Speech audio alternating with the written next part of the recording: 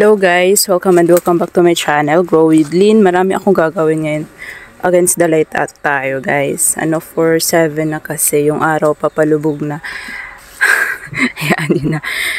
Marami akong gagawin kaya inunti-unti ko nang tapusin kasi sa wedding ring ko guys, tinaob siya ng pusa kanina tapos kailangan ko siyang iripat dahil lumalabas yung kanyang roots. Ayan siya. Healthy ng roots niya guys. Tapos ito din si Amazing Grace na ang ganda ng kulay niya. Oh. Tingnan niyo yan. Ayan. Afternoon sun yan guys. Kaya siya nagkakakulay ng ganyan. Lumaki na siya at gusto ko siyang i-elevate. Tingnan niyo yan. Nakalubog siya sa pot. Tapos yung pot natin parang nasa 3 inch lang yung soil. So dagdagan ko lang siya ng soil para tumaas siya. Ayan, at lagyan ng toppings. Marami din akong kailangang iripat, tsaka yung mga binihead ko, meron pa akong hindi natanim doon, kailangan kong itanim. Pero bago yun, ilipat ko muna itong si Gymnocalycium ko na variegated. Ayan, kasi yung babies niya guys, lumalaki na at tumatama doon sa katabi niya. Ayan Dililigan ko kasi sila ng madalas, kaya mabilis din lumaki yung kanyang mga anak. Ayokong i-uproot yung 4 na ito para siya yung matira sa gitna at magkakaroon siya ng space. Kaya siya na lang yung alisin ko at ilipat ko sa ibang pot. So, tanggalin ko na siya ngayon. Ayan, hala, natanggal yung isang baby guys. Tumama kasi siya. Ang babaw lang ng roots niya kasi pinutol ko yung roots nito noong tinanim ko siya guys. Pero healthy naman yung roots niya. Ayan.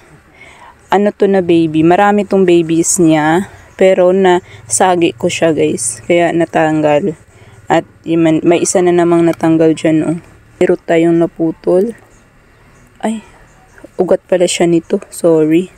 Mga roots nila guys nakita. Dagdagan ko lang ng soil para mawala yung hole dyan. Mabuhay pa kaya to. Kasi full var siya guys. Hindi ko alam kung magkakaugat ba siya kasi full var siya. Pero try lang natin. Try ko lang siya guys. Compost rice hull at konting pamist ang nilagay ko pa rin dito guys. Patong lang natin yung gymno. Lagyan ko lang ng konting butas para sa roots. Kasi hindi ko na siya tanggalan ng roots. Dahil tinanggal ko na yung roots niya nung nakaraan. Lagyan ko lang ng dressing. Rainbow ang tawag ng dressing na to guys. Ilagay ko na lang siguro sa tabi yung baby na natanggal. Yan siya. Sana mag-roots. Ginabi na ako sa paglipat kahapon kaya hindi ko na pinakita ang paglipat ko nitong si wedding ring. Ayan siya. Kunin natin. Ayan. Tumaas na siya guys. Yung roots niya nag-root pataas. Hayaan nyo, ilalim din yan siya katagalan kasi pinalitan ko na siya ng soil. At i-bottom water ko yan para papailalim yung kanyang roots. Ganda ng kulay niya guys. Orange ang kulay niya dito sa aking area. At tumulis yung kanyang tips. Ito naman yung Amazing Grace. Ipakita ko yung picture sa inyo last time guys. Sobrang layo ng kanyang itsura. Nakalimutan ko lang kung ilang months since kinuha ko yung picture na yun. Ang dami na niyang dahon. Yung mga na-propagate ko nito guys, walang roots. Hindi ko alam kung bakit. Paano kaya yun mabuhay? Walang roots. Tapos patay na yung mother leaf. Ito naman si Orange Monroe. Ay, Pink Monroe ata ito siya guys. Yan siya. Dumami na yung dahon niya. Ang ganda niya tingnan na mayroon na siyang lava rocks. Naripat ko na rin yung si Blue Opalina ko guys. Yan siya. Sobrang lumaki na ito kaysa noong dumating ito sa akin. At ito ay alisin ko na. Hindi naman niya ito baby, kundi siya ay leaf prop pa. Parang nakadikit siya guys. Ay, ayoko na ngang alisin. Parang siya.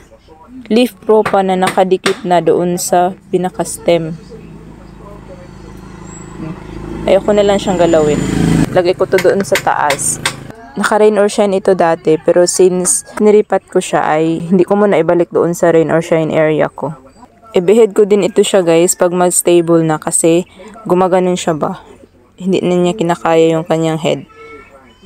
kung mag-stable na at dito ko lang din siya itanim sa space na to para mag-lush naman siya tingnan. Niripat ko na ito galing kay Succulent Damory na free guys. Parang monstrous Lilacina siya or hindi ko alam, basta monstrous siya guys. Wala kasing ID din at dahil free nga naman. At ito yung sa kapatid ko na Noma or Roma. Pero feel ko guys, iba talaga yung Roma. Ito yung Noma. Yan.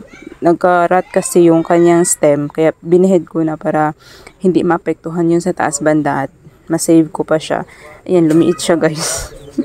ang tangkad na dito nung nakaraan eh. Pero ganun talaga, may chances talaga na magkakaroon sila ng rot. Nilagyan ko na rin siya ng mga lava rock din. Toppings lang yan guys, hindi ko na hinalo kasi magastos guys.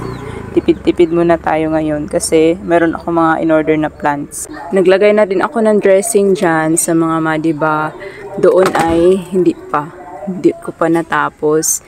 Dyan muna sa aking mga madiba. Tapos si Dusty Rose at saka yun. At saka si Na Exotic at yung nandoon si Red Noble. Yan, naglagay din ako ng dressing at yan semensa guys. Naripat ko na siya. Nilagay ko na rin dyan sa likod yung si Opalina at saka tinabi ko si Beltana ko na yung lumiit na Beltana at saka yung lumiit ko din na peach candy. Yan sila magkakatabi. Ayan, napuno ko na yan dyan sa taas guys. Kasi konti lang yan nung dati dahil may mga inalis ako. Ayan. So yan yung itsura nila sa ngayon. Ayan. Napuno ko na rin.